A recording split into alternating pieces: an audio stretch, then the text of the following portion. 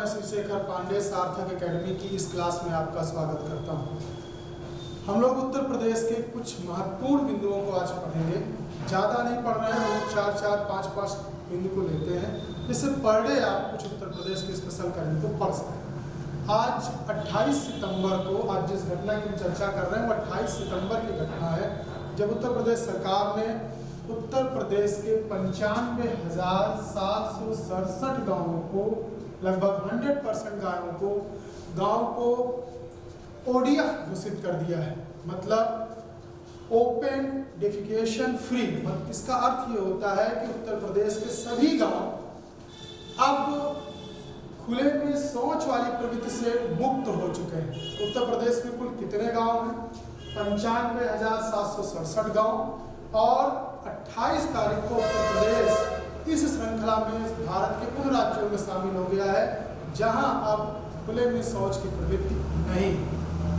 उत्तर प्रदेश ने एक नई योजना लागू की है। उत्तर प्रदेश में इलेक्ट्रिक वाहन खरीद पर सब्सिडी देने का निर्णय लिया गया है।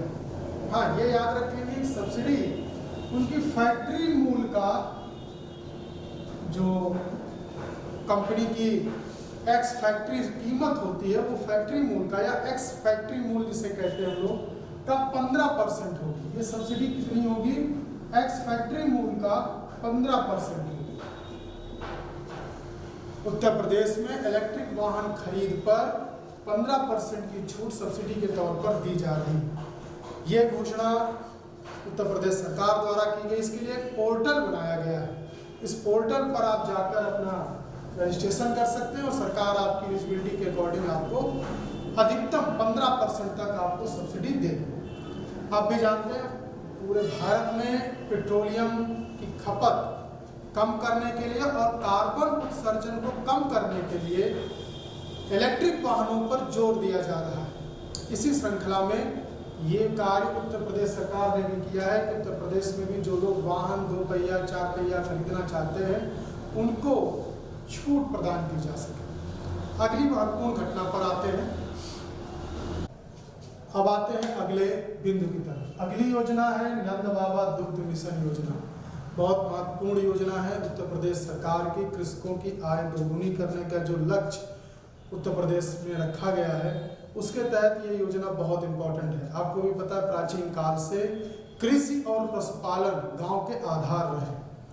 गांव में पशुपालन की अगर स्थिति सुधरती है तो नगद, कह सकते हैं कि नगद आय बढ़ सकती है। जैसे कृषक समृद्धि योजना इसके तहत रखी गई है, नंदनी कृषक समृद्धि योजना। ये चारों योजनाएं नंद बाबा दुग्ध मिशन के तहत ही घोषित की गई हैं। डेयरी विभाग ने इसको घोषित किया है।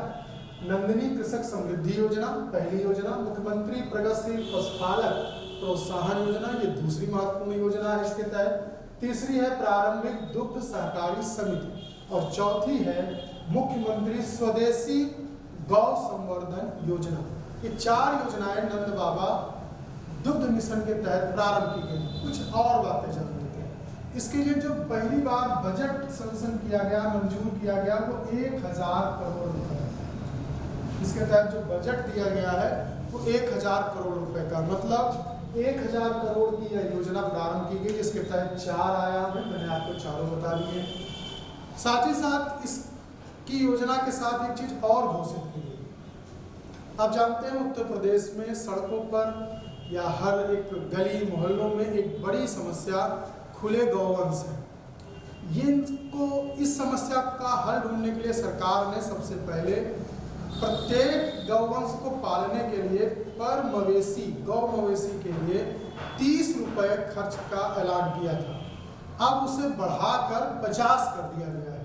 मतलब अगर कोई इन आवारा पशुओं को बांध लेता है और उन्हें खिलाता पिलाता है, उनका देखभाल करता है, तो प्रत्येक मवेशी 30 रुपए सरकार उनको खर्च के लिए दे रही है। अब उसे बढ़ाकर कितना रुपए कर दिया गया है? 50 रुपए कर दिया गया है। तो ये एक महत्वपूर्ण योजना है। मुझे उम्मीद है आप इस पूरी योजना का स्क्रीनशॉट ले लेंगे और केयरफुली नोट करेंगे। मैं एक बार फिर से रिपीट कर रहा हूँ, नंद बाबा दुग्ध मिशन योजना डेयरी विभाग द्वारा उत्तर प्रदेश की घोषित की गई है। इसमें 1000 करोड़ रुपए का बजट का प्रावधान किया गया है। 4 योजनाएं इसके अंतर्गत है। नंदिनी कृषक समृद्धि योजना, मुख्यमंत्री प्रगतिशील पशुपालक प्रोत्साहन योजना, प्रारंभिक दुग्ध सहकारी समिति और मुख्यमंत्री स्वदेशी गौ संवर्धन योजना। प्रोत्साहन, पशुपालन को प्रोत्साहन देने के लिए ही मैंने आपको बताया कि जो पहले 30 रुपए थी एक मवेशी पर खर्च के लिए जो दिया जाता था 30 रुपए, अब उसे बढ़ाकर 50 कर दिया गया है। एक और महत्वपूर्ण योजना है, वो है डिजिटल लाइब्रेरी बनाई जा रही कुंभ संग्रहालय। तो मैं चाहता हूँ उस पर भी आप नजर रखें, काफी चर्चित है। कुंभ प्रत्येक 12वें साल प्रयागराज में लगता है। हम भी जानते हैं कि 2025 में महाकुंभ का आयोजन होने वाला है प्रयागराज में, संगम के तट पर।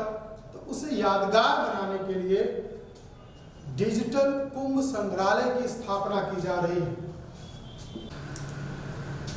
डिजिटल कुंभ संग्रहालय ये आज का अंतिम बिंदु है, ये बहुत महत्वपूर्ण है। मुझे उम्मीद है कि एग्जाम उत्तर प्रदेश के किसी एग्जाम में ये पूछा जा सकता है। 2025 में प्रयागराज में कुंभ का आयोजन होने वाला है, महाकुंभ का, जो प्रत्येक 12 साल पर लगता है।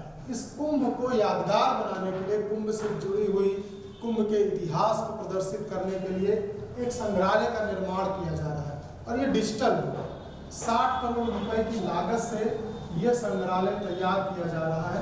2025 में ये कार्य करेगा, जब दूर दराज से करोड़ों लोग संगम के तट पर स्नान करने के लिए आएंगे तो उनको एक नई चीज से स्वागत किया जाए, एक नए और अद्भुत रोमांच करने वाले कुंभ के इतिहास को दिखाया जा सके। इसके लिए एक संग्रहालय का निर्माण किया जा रहा है।